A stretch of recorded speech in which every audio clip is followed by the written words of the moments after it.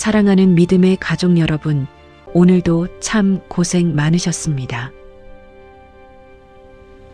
자녀 걱정에 남몰래 내뱉은 한숨과 내 탓일까 자책하며 잠 못 이루던 그 밤들을 주님은 단 한순간도 외면하지 않으셨습니다.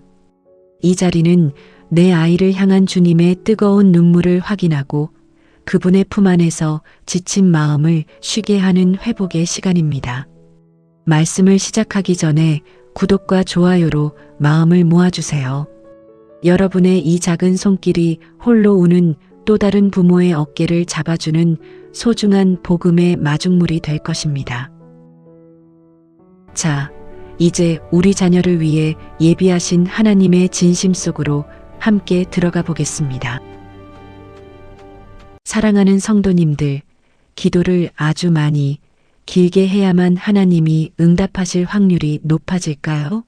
새벽기도 1시간, 금식기도 사흘, 통성기도 1달. 기도의 양이 쌓여야 비로소 하나님의 마음이 움직일 거라 믿고 계셨나요? 결론부터 말씀드리면 아닙니다. 하나님은 기도의 길이를 재시는 분이 아니라 기도의 간절함을 들으시는 분이기 때문입니다. 하루에 딱 한 번, 단 3분이면 충분합니다. 이 짧은 기도가 때로는 20년의 통곡보다 강력할 수 있습니다. 성경을 펼쳐보십시오. 하나님을 움직였던 위대한 기도들은 하나같이 길지 않았습니다. 엘리야가 갈멜산에서 하늘에 불을 내렸을 때 그는 화려한 수식어를 쓰지 않았습니다. 여호와여, 내게 응답하옵소서라는 그 짧은 한마디에 하늘이 응답했습니다. 십자가 위에서 구원을 얻었던 강도의 기도는 어땠습니까? 당신의 나라에 임하실 때 나를 기억하소서. 단 한 문장이었습니다. 주님은 즉시 응답하셨습니다. 오늘 내가 나와 함께 낙원에 있으리라. 우리는 자녀를 위해 기도할 때 늘 마음이 급합니다. 기도가 짧으면 왠지 불안하고 하나님이 내 목소리를 못 들으셨을까봐 중언부언 말을 보태곤 합니다. 하지만 주님은 말씀하십니다. 말을 많이 하여야 들으실 줄 생각하지 말라. 구하기 전에 너희에게 있어야 할 것을 너희 아버지께서 이미 아시느니라. 사랑하는 성도 여러분, 오늘 우리는 하나님의 마음에 정확히 닿는 기도의 비밀 7가지를 나눌 것입니다. 이 영상을 끝까지 함께 하신다면 여러분의 자녀를 향한 기도는 완전히 달라질 것입니다. 이제 하나님께서 응답하실 수밖에 없는 기적의 시간으로 여러분을 초대합니다. 첫 번째 비밀은 가장 어렵지만 응답의 문을 여는 가장 강력한 열쇠입니다. 바로 자녀를 하나님께 온전히 돌려드리는 내려놓음의 기도입니다. 자녀를 위해 기도하라면서 왜 돌려드리라는 겁니까? 라고 묻고 싶으실 겁니다. 이해합니다. 목숨보다 소중한 자녀를 내 품에서 놓아드린다는 것, 말로는 쉬워도 부모 가슴엔 살점이 떨어져 나가는 고통이라는 것 주님도 아십니다. 하지만 우리가 붙들고 있는 한 그 아이는 나의 한계 안에 머물 뿐입니다. 성경에서 가장 놀라운 자녀의 복을 받은 어머니 한나를 기억해 보십시오. 그녀는 매년 성전에 올라갈 때마다 다른 아내 분인나에게 수치와 조롱을 당했습니다. 아이도 못 낳는 여인이라는 소리를 들으며 해마다 피눈물을 흘렸던 그녀의 심정이 어떠했겠습니까? 하지만 한나의 기도는 달랐습니다. 아들을 주시면 다시 하나님께 드리겠습니다. 그녀는 아들을 자신의 소유로 삼으려 하지 않았습니다. 주권을 인정하고 주님께 먼저 돌려드렸습니다. 그 결과가 무엇입니까? 사무엘은 평범한 소년이 아니라 이스라엘 전체를 이끄는 위대한 선지자가 되었습니다. 한나가 쥐고 있었다면 결코 일어날 수 없었던 기적이 그녀가 손을 펴는 순간 시작된 것입니다. 시편 127편은 분명히 선포합니다. 자식은 여호와의 기업이요 태의 열매는 그의 상급이로다. 여러분, 기업이라는 말은 하나님이 우리에게 잠시 경영을 맡기신 하나님의 재산이라는 뜻입니다. 우리가 만들어낸 우리의 소유가 아닙니다. 지금 자녀의 직장, 결혼, 건강을 위해 구하고 계시나요? 그 모든 요구 이전에 이 고백이 먼저 있어야 합니다. 하나님, 이 아이는 제 아이가 아니라 하나님의 자녀입니다. 내가 움켜쥔 손을 내려놓을 때 하나님의 상상할 수 없는 계획이 비로소 첫 발자국을 떼기 시작합니다. 자, 이제 떨리는 마음을 담아 저와 함께 나직이 고백해 보시겠습니까? 제가 한 문장씩 읽어드릴 때 여러분의 사랑하는 자녀 이름을 넣어 천천히 따라 해보세요. 하나님 아버지, 오늘 제 소중한 자녀를 하나님 앞에 내려놓습니다. 이 아이는 제 소유가 아니라 하나님의 기업임을 고백합니다. 한나가 사무엘을 주님께 드렸던 것처럼 저도 이 아이를 주님의 손에 올려드립니다. 내 품보다 주님의 십자가 아래가 더 안전함을 믿사오니 이제 주님께서 직접 이 아이의 손을 잡아주시옵소서. 예수님의 이름으로 기도합니다. 아멘. 사랑하는 성도님들, 여러분은 자녀를 위해 기도하실 때 무엇을 가장 먼저 구하시나요? 좋은 직장, 훌륭한 배우자, 남부럽지 않은 건강. 물론 모두 귀한 제목들입니다. 하지만 예수님은 우리에게 눈에 보이는 결과보다 더 본질적인 곳을 먼저 보라고 말씀하십니다. 마태복음 13장에는 씨 뿌리는 자의 비유가 나옵니다. 씨가 뿌려졌는데 어떤 것은 길가에, 어떤 것은 돌밭에, 어떤 것은 가시떨기 위에 떨어집니다. 똑같은 씨앗임에도 결과는 완전히 달랐습니다. 씨앗의 문제가 아니라 바로 땅의 문제였기 때문입니다. 여러분의 자녀에게 지금 가장 필요한 것이 무엇입니까? 좋은 스펙입니까? 아닙니다. 바로 좋은 마음밭입니다. 아무리 좋은 기회가 와도 마음이 길가처럼 굳어 있으면 그 기회는 새들이 먹어버리듯 사라지고 맙니다. 아무리 좋은 사람을 만나도 마음이 돌밭 같으면 그 관계는 뿌리를 내리지 못하고 금방 시들어 버립니다. 여기서 씨앗은 하나님의 말씀이고 땅은 우리 자녀의 마음입니다. 마태복음 13장 23절은 말씀합니다. 좋은 땅에 뿌려졌다는 것은 말씀을 듣고 깨닫는 자니 결실하여 어떤 것은 100배, 어떤 것은 60배, 어떤 것은 30배가 되느니라. 좋은 땅의 핵심은 듣고 깨닫는 마음입니다. 에스겔 36장 26절에서 하나님은 약속하십니다.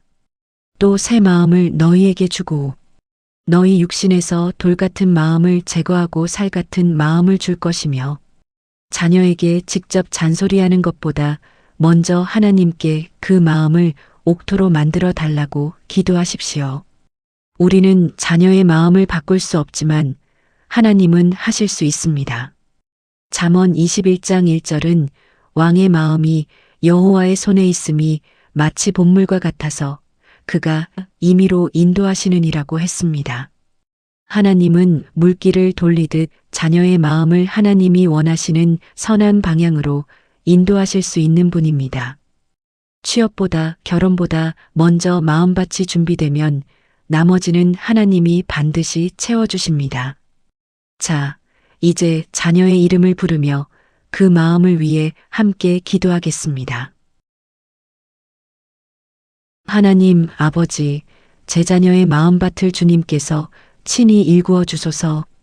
돌 같은 마음을 제거하시고 살 같은 부드러운 마음을 넣어 주소서.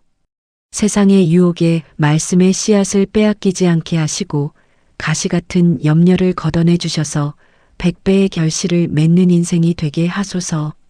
왕의 마음도 인도하시는 주님 손에 제 자녀의 마음을 온전히 맡깁니다. 예수님의 이름으로 기도합니다. 아멘. 세 번째 기도는 예수님이 십자가를 지시기 전날 밤 제자들을 위해 직접 보여주신 기도입니다. 요한복음 17장 대제사장적 기도라고 불리는 이 간절한 요청 속에 우리 자녀를 향한 보호의 비밀이 숨겨져 있습니다. 예수님은 요한복음 17장 15절에서 이렇게 기도하셨습니다. 내가 비옵는 것은 그들을 세상에서 데려가시기를 위함이 아니요 다만 악에서 지켜주시기를 원하옵나이다. 이 기도를 주목하십시오. 예수님은 제자들을 위험한 세상에서 당장 빼내달라고 하지 않으셨습니다. 오히려 세상 속에서 살아가되 악에 물들지 않도록 지켜달라고 구하셨습니다. 우리 자녀들도 마찬가지입니다. 우리는 자녀가 고난을 아예 겪지 않기를 바라지만 진정한 기도는 그 시련 속에서도 악에 빠지지 않도록 보호받는 것입니다. 예수님은 이어 11절에서 그들을 보전하사 우리와 같이 그들도 하나가 되게 하옵소서라고 기도하십니다. 보전한다는 것은 하나님과의 관계를 지킨다는 뜻입니다. 자녀에게 가장 위험한 것은 어려운 환경이 아닙니다. 하나님과 멀어지는 것입니다. 하나님과의 관계만 끊어지지 않는다면 자녀는 어떤 풍파 속에서도 다시 일어설 수 있습니다. 시편 91편 11절은 약속합니다.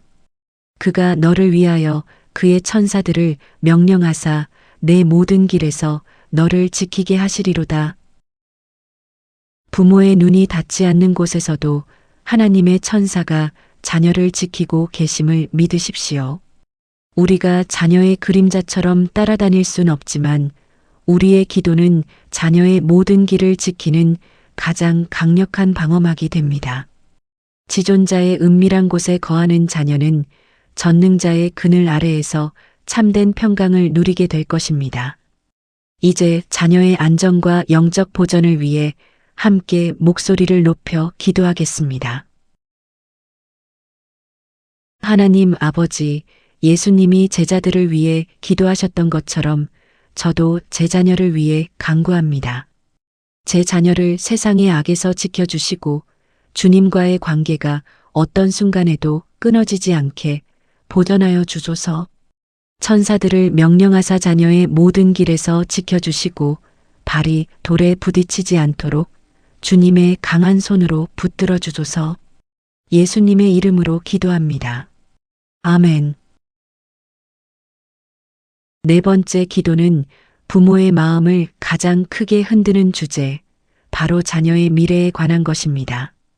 우리 아이는 앞으로 어떻게 될까? 지금 이렇게 힘들어하는데 정말 나아질 날이 올까? 끊임없는 질문들 앞에 부모의 마음은 무너지곤 합니다. 남들은 다 앞서가는 것 같은데 내 아이만 제자리인 것 같아 조급함이 밀려오기도 하죠. 하나님은 예레미야 29장 11절을 통해 우리에게 놀라운 약속을 주십니다. 이 말씀이 어떤 상황에서 주어졌는지 아십니까? 이스라엘 백성이 나라를 잃고 바벨론의 포로로 잡혀간, 인간적으로는 완전히 끝난 절망의 한가운데였습니다. 성전은 무너졌고 미래도 희망도 보이지 않던 그때 하나님은 선포하셨습니다. 너희를 향한 나의 생각을 내가 아나니 평안이요 재앙이 아니니라. 너희에게 미래와 희망을 주는 것이니라. 하나님은 포로가 된 백성들을 향해서도 이미 완벽한 회복의 계획을 가지고 계셨습니다. 하나님은 예레미야에게 내가 너를 모태에 짓기 전에 너를 알았고라고 말씀하셨습니다. 여러분의 자녀도 마찬가지입니다. 하나님은 아이가 세상에 태어나기도 전에 이미 그 이름을 아셨고 그 아이를 위한 특별한 계획을 세우셨습니다. 우리가 사랑하는 말씀 예레미야 29장 11절을 다시 한번 깊이 들여다봅시다. 너희를 향한 나의 생각을 내가 아나니 평안이요 재앙이 아니니라. 이 말씀은 꽃길만 걷던 사람들에게 주신 위로가 아닙니다. 이스라엘 백성들이 나라를 잃고 바벨론의 포로로 잡혀가 성전이 불타버린 잿더미 위에서 울고 있을 때 주신 말씀입니다. 여러분, 한번 상상해 보십시오. 자녀들이 타국의 노예로 끌려가고 미래가 통째로 사라진 것 같은 그 절망적인 상황을요. 그들이 보기에 자신들의 미래는 재앙 그 자체였습니다. 하지만 하나님은 그 폐허 속에서 아니, 이것은 재앙이 아니라 평안이다라고 말씀하셨습니다. 인간의 눈에는 끝난 것처럼 보이는 그 70년의 포로 생활이 사실은 하나님께서 이스라엘을 정화하고 더 큰 미래를 준비하시는 거룩한 기다림의 시간이었던 것입니다. 오늘 여러분 자녀의 정체기 역시 하나님의 눈에는 준비기일 수 있습니다. 폐허 위에서도 성을 쌓으시는 하나님의 손길을 믿으십시오. 시편 139편 16절은 우리에게 더 놀라운 비밀을 알려줍니다. 나를 위하여 정한 날이 하나도 되기 전에 주의 책에 다 기록이 되었나이다. 성도 여러분, 여러분의 자녀가 태어나 첫 울음을 터뜨리기도 전에 그 아이의 일생은 이미 하나님의 책에 기록되었습니다. 하나님은 여러분 자녀의 성격, 재능, 심지어 그 아이가 겪을 좌절의 순간까지도 알고 계십니다. 그리고 그 모든 퍼즐 조각을 맞춰 결국은 가장 아름다운 그림을 완성하실 것입니다. 우리가 할 일은 하나님보다 앞서가며 지도를 그리려 하는 것이 아닙니다. 그분이 들고 계신 설계도를 신뢰하며 오늘이라는 시간을 묵묵히 기도로 채우는 것입니다. 하나님의 시계는 단 1초도 오차가 없습니다. 자, 이제 자녀의 이름을 부르며 그 아이의 미래를 가로막고 있는 안개가 주님의 빛으로 흩어지는 것을 선포하겠습니다. 신실하신 하나님 아버지, 제 자녀의 미래를 주님의 손에 완전히 맡깁니다. 제 눈에는 막막한 장벽뿐이지만 주님께는 이미 예비된 평안의 길임을 믿습니다. 태초부터 주의 책에 기록된 그 아름다운 날들이 자녀의 삶에 하나하나 펼쳐지게 하옵소서. 조급함과 불안이라는 우상을 내려놓고 신실하신 하나님의 타이밍을 신뢰하는 부모가 되게 하소서. 예수님의 이름으로 기도합니다. 아멘. 사랑하는 성도 여러분, 자녀를 향한 기도의 마지노선, 그리고 가장 아픈 손가락은 무엇입니까? 그것은 바로 자녀의 신앙입니다. 어린 적엔 손잡고 교회 마당을 누비던 아이가 머리가 굵어지고 세상의 목소리를 듣기 시작하면서 주님과 멀어지는 뒷모습을 볼 때 부모의 가슴은 천갈래 만갈래 찢어집니다. 내가 신앙생활을 똑바로 못해서 저럴까? 내가 너무 강요해서 질려버린 걸까? 온갖 자책이 밀려오죠. 하지만 여러분, 우리가 깨달아야 할 냉정한 진실이 하나 있습니다. 부모가 자녀의 입에 밥을 넣어줄 순 있어도 하나님의 사랑을 억지로 삼키게 할 수는 없다는 사실입니다. 신앙은 상속받는 유산이 아니라 하나님과 자녀가 1대1로 마주하는 사건이기 때문입니다. 오늘 우리가 드릴 기도는 바로 그 사건이 우리 자녀의 삶에 일어나게 해달라는 간절한 호소입니다. 성경에서 가장 고집세고 가장 하나님과 멀었던 한 사람을 떠올려 보십시오. 바로 사울입니다. 그는 그리스도인들을 잡아 죽이는 것이 하나님의 일이라 믿었던 독선적인 사람이었습니다. 살기가 등등하여 다메섹으로 가던 그를 그 어떤 설득이나 논리로 바꿀 수 있었을까요? 아마 사울의 부모가 있었다면 우리 아들은 가망이 없다며 포기했을지도 모릅니다. 하지만 그 길 위에서 어떤 일이 일어납니까? 하늘로부터 태양보다 밝은 빛이 사울을 덮칩니다. 인간의 말이 아니라 하나님의 직접적인 음성이 그의 영혼을 타격합니다. 사울아, 사울아, 내가 어찌하여 나를 핍박하느냐? 그 강력한 임재 앞에 사울은 고꾸라집니다. 눈이 멀어버립니다. 성도 여러분, 자녀가 교회를 거부하고 하나님을 비웃고 있습니까? 괜찮습니다. 사울보다 더 지독한 거부자는 없습니다. 사울을 꺾으셨던 그 빛이 지금 여러분 자녀의 방 안으로, 그 아이가 걷는 유흥의 거리 위로 임하지 못할 이유가 없습니다. 하나님은 부모가 포기한 그 자리에서 자녀의 이름을 부르기 시작하십니다. 우리는 자녀가 길을 잃었다고 말합니다. 하지만 목자 되신 하나님께 길 잃은 양이란 존재하지 않습니다. 하나님은 우리 자녀의 영혼 속에 보이지 않는 영적 GPS를 심어두셨습니다. 아이가 아무리 멀리 도망가도, 아무리 깊은 어둠 속으로 숨어들어도 주님의 레이더는 단 한 번도 그 아이를 놓친 적이 없습니다. 에스겔 34장은 말씀하십니다. 나 곧 내가 내 양을 찾고 찾되 그 흩어진 모든 곳에서 그것들을 건져내리라. 부모인 여러분은 자녀를 설득하려 애쓰지 마십시오. 대신 하나님께 청원하십시오. 주님, 제가 아니라 주님이 직접 만나 주십시오. 다메섹의 그 빛으로 우리 아이의 고집을 꺾으시고 주님의 사랑 앞에 항복하게 하소서. 부모의 잔소리 100마디보다 주님의 세밀한 음성 한 번이 자녀의 인생을 통째로 뒤바꿉니다. 자, 이제 자녀의 완악해진 마음의 벽을 주님의 빛이 관통하는 장면을 상상하십시오. 그 아이의 이름을 부르시는 주님의 목소리에 귀를 기울이며 함께 기도하겠습니다. 찾아오시는 하나님 아버지, 오늘 제 자녀를 주님 앞에 올려드립니다. 제 입술의 말로는 도저히 바꿀 수 없는 저 완고한 마음을 주님께서 친히 만져주옵소서. 다메섹 길 위에서 사울의 이름을 부르셨던 그 강력한 빛으로 오늘 방황하는 제 자녀를 덮어주옵소서. 부모의 하나님이 아닌 이 아이의 인생을 주관하시는 본인의 하나님을 직접 대면하게 하소서. 주님의 사랑 앞에 교만이 무너지고 눈물로 항복하는 그 은혜의 날을 속히 허락하여 주옵소서. 예수님의 이름으로 기도합니다. 아멘.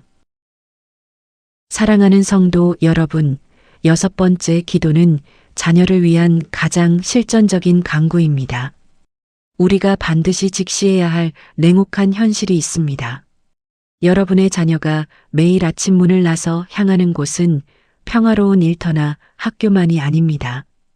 그곳은 눈에 보이지 않는 치열한 영적 전쟁터입니다. 오늘날 자녀들이 이유 없이 우울함에 빠지고 갑자기 불같이 화를 내며 부모가 가르친 선한 길을 두고 엉뚱한 길로 빠지는 이유가 무엇일까요? 이것을 단순히 사춘기나 성격 탓으로만 돌리기엔 무언가 설명되지 않는 부분이 있지 않습니까? 에베소서 6장은 명확히 말씀합니다. 우리의 씨름은 혈과 육을 상대하는 것이 아니요 하늘에 있는 악의 영들을 상대함이라. 여러분의 자녀는 지금 보이지 않는 화살이 빗발치는 전장 한복판에 서 있습니다. 부모가 해줄 수 있는 최고의 지원은 그 아이에게 무너지지 않는 전신갑주를 입혀주는 것입니다. 사도 바울은 우리에게 6가지의 구체적인 무장을 소개합니다. 이 무장들을 오늘 하나씩 자녀에게 입혀봅시다. 먼저 진리의 허리띠입니다. 세상은 끊임없이 돈이 최고다, 성공이 행복이다라고 거짓말을 합니다. 우리 아이가 이 거짓에 흔들리지 않도록 하나님의 진리로 그 허리를 단단히 묶어달라고 기도하십시오. 다음은 의의 호심경입니다. 자녀의 가슴을 보호하는 갑옷입니다. 세상이 자녀에게 너는 실패자야, 너는 못생겼어라고 비난할 때 하나님의 의가 그 화살을 막아내도록 기도하십시오. 발에는 평안의 복음의 신발을 신기십시오. 어디를 가든 흔들리지 않는 평안의 기초 위에 서게 하는 신발입니다. 손에는 믿음의 방패를 들려주십시오. 악한 자가 쏘아대는 절망과 두려움이라는 불화살을 소멸시키는 방패입니다. 머리에는 구원의 투구를 씌우십시오. 나는 하나님의 자녀다라는 정체성이 자녀의 생각을 지키는 투구가 됩니다. 마지막으로 성령의 검 곧 하나님의 말씀을 자녀의 손에 쥐어주십시오. 유혹이 올 때 단칼에 베어낼 수 있는 유일한 공격 무기입니다. 성도 여러분, 우리가 자녀 곁에 24시간 붙어 있을 수는 없습니다. 하지만 하나님의 전신갑주를 입은 자녀는 부모가 없는 곳에서도 스스로 싸울 수 있는 힘을 갖게 됩니다. 어느 성도님이 저에게 이런 간증을 하셨습니다. 아들이 나쁜 친구들의 유혹에 빠질 뻔한 순간 갑자기 아침에 어머니가 해주신 전신갑주 기도가 떠올랐다고 합니다. 나는 하나님의 군사인데 여기서 이러면 안 되지라는 생각이 번뜩 들었다고 해요. 이것이 기도의 실제입니다. 여러분이 무릎으로 입혀준 이 보이지 않는 갑옷은 세상 그 어떤 방탄조끼보다 견고하며 그 어떤 유혹보다 강합니다. 오늘 여러분의 기도가 자녀의 영혼에 가장 완벽한 방어막을 구축하고 있습니다. 자, 이제 자녀의 머리부터 발끝까지 주님의 갑옷이 하나씩 입혀지는 장면을 머릿속으로 그리며 선포하겠습니다. 전능하신 하나님 아버지, 제 자녀에게 오늘 하늘의 전신갑주를 입혀주옵소서.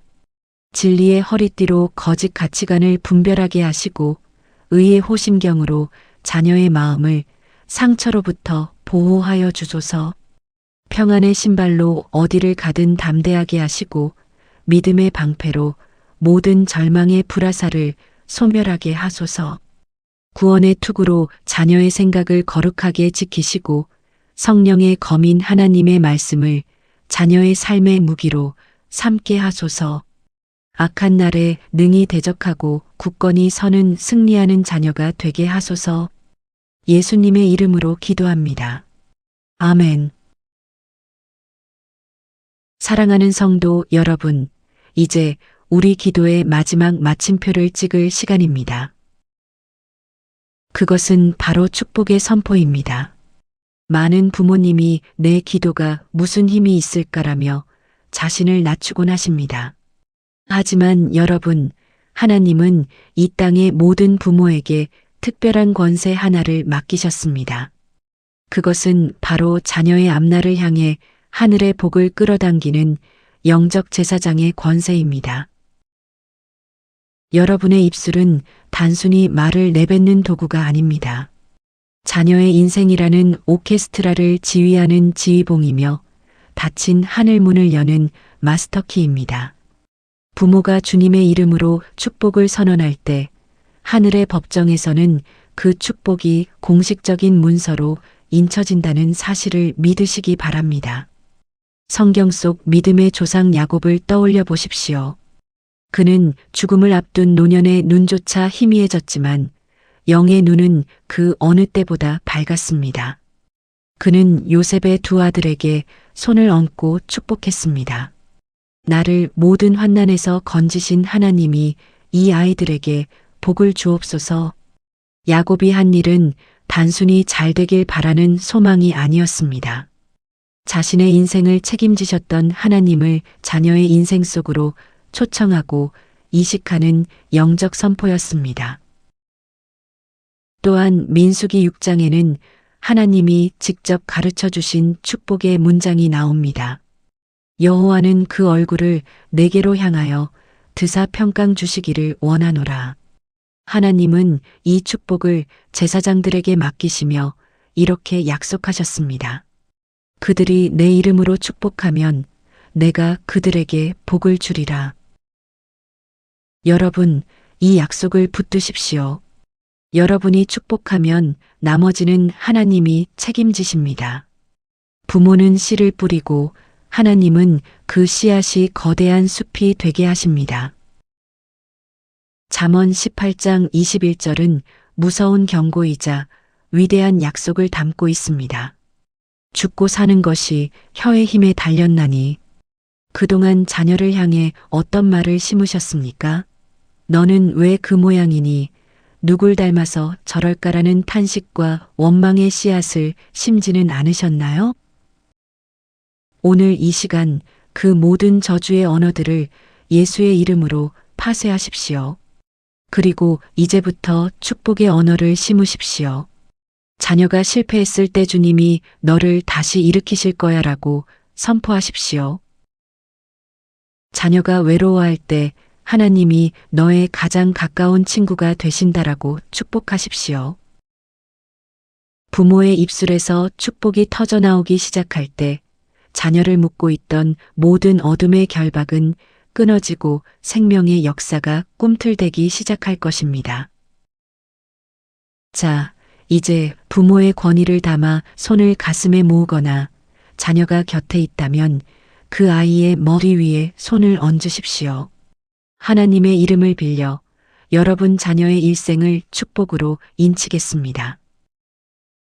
하나님 아버지, 야곱이 자손들을 축복했듯이 오늘 저도 제 사랑하는 자녀를 하나님의 이름으로 축복하고 선포합니다. 여호와는 내 자녀에게 하늘의 복과 땅의 복을 넘치도록 부어주시고 원수의 목전에서 상을 베풀어 주옵소서. 여호와는 그 얼굴을 내 자녀에게 비추사 은혜 위에 은혜를 더하시고 평생의 주님의 평강이 떠나지 않게 하옵소서. 내 입술로 선포한 이 모든 축복이 단 하나도 땅에 떨어지지 않고 자녀의 삶에 그대로 실현될 것을 믿고 선포합니다. 하나님의 이름으로 축복하오니 주님께서 친히 복을 주시옵소서. 살아계신 예수 그리스도의 이름으로 축복하며 기도합니다. 아멘. 사랑하는 성도 여러분, 긴 시간 기도의 자리를 지키시느라 애쓰셨습니다. 오늘 여러분이 심은 이 눈물 섞인 기도는 결코 사라지지 않습니다. 여러분의 기도는 자녀에게만 머물지 않고 손주 대대손손 천대까지 이어지는 거룩한 유산이 될 것입니다. 영상이 끝난 후에도 이 평강 속에 머무십시오. 마음이 흔들릴 때마다 다시 이 영상을 찾아 기도의 성벽을 쌓으십시오. 하나님은 이미 여러분의 자녀를 위해 일하기 시작하셨습니다.